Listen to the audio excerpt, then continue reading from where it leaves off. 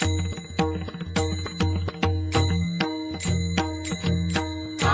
आरती ब्रह्म चैतन्य नाथा, स्वामी चैतन्य नाथा। प्रेमानंदे सद्गुरु चरणी, प्रेमानंदे सद्गुरु चरणी, देवी माता।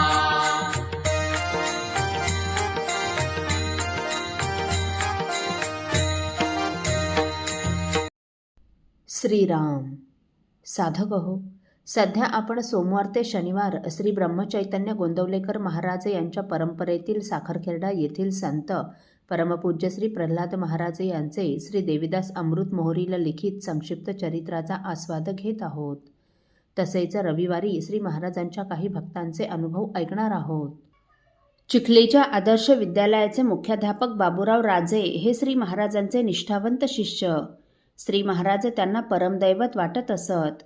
हे मूळचे वारा जहागीर येथील राहणारे। त्यांच्या संपूर्ण घराण्यावर श्री रामानंद महाराजांची कृपा होती। बाबूरावांचे वडील, आई, काका ही सर्व मंडळी श्री रामानंद महाराजांची अनुग्रहित होती।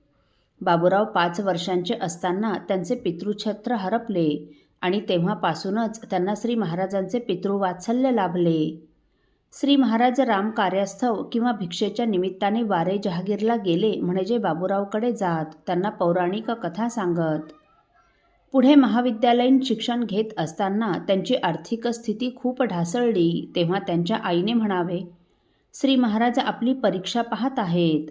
तेव्हा त्यांनी श्री महाराजांना एक पत्र लिहिले व श्री महाराजांनी त्यांना पाठविलेल्या त्या पत्राच्या उत्तराने ते अत्यंत समाधान पावले। तेव्हापासून त्यांनी श्री महाराजांशी पत्रव्यवहार सुरू केला। श्री महाराजांचं पत्र भक्तावरील प्रेमाने ओतप्रोत भरलेलं असे।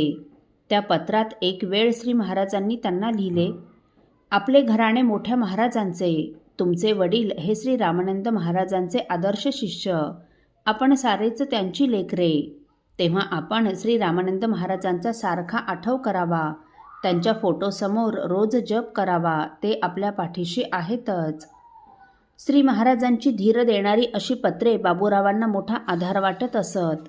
सन 1953 मध्ये ते त्यांच्या वडील बंधूबरोबर साखरखेर्ड्याला उत्सवास आले असताना श्री महाराजांनी त्यांना रात्रीचा पहारा व पाकशाळेत सेवा दिली। ती त्यांनी अत्यंत प्रेमाने केली। त्यानंतरच्या प्रत्येक उत्सवात ते या सेवा करीत असत। उत्सव संपताच श्री महाराज त्यांना जवळ घेऊन व पाठीवरून हात फिरवून निरोप देत। त्यावेळी महाराजांच्या प्रेमाने त्यांच्या डोळ्यातून अश्रूंच्या धारा वाहू लागत। माणसे जोडण्याची लोकोत्तर किमया श्री महाराजांजवळ होती। पुढे चिखलीला येऊन स्थायिक झाल्यानंतर बाबूरावांनी चिखलीला महाराजांच्या कृपेने छान असे घर बांधले। पुढे चिखलीचे राम मंदिर त्यांच्या घराजवळच झाले। त्यामुळे श्री महाराज बऱ्याच वेळा त्यांच्या घरी येत असत। बाबूराव हे राष्ट्रीय स्वयंसेवक संघाचे सक्रिय कार्यकर्ते होते। संघाच्या कामानिमित्त त्यांना सतत परगावी फिरावे लागे। कधी कधी घरी परतताना मध्यरात्र उलटून जाई।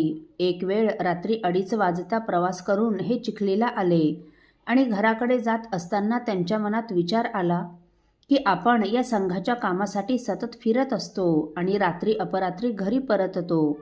बायको मुली घरी असतात, अशा वेळी कोण करील त्यांचा सांभाळ, कोण करणार घराचं रक्षण? आणि अशा चिंतामग्न अवस्थेतच ते घरी परतले। तो काय आश्चर्य! श्री महाराज त्यांच्या घरासमोरील अंगणात खाटेवर जप करीत बसलेले होते।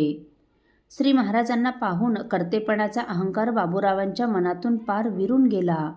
प्रत्यक्ष महाराज रक्षण करते असताना आता त्यांना काळजीचं काहीच कारण उरलं नव्हतं। त्या दिवशी योगायोगाने श्री महाराज चिखलीला आले होते आणि रात्री बाबूरावांच्या घरी मुक्कामास थांबले होते।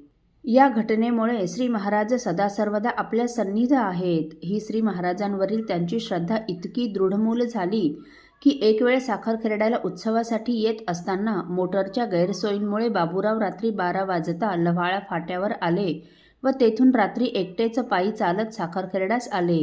अर्थात नामरूपाने महाराज बरोबर होतेच।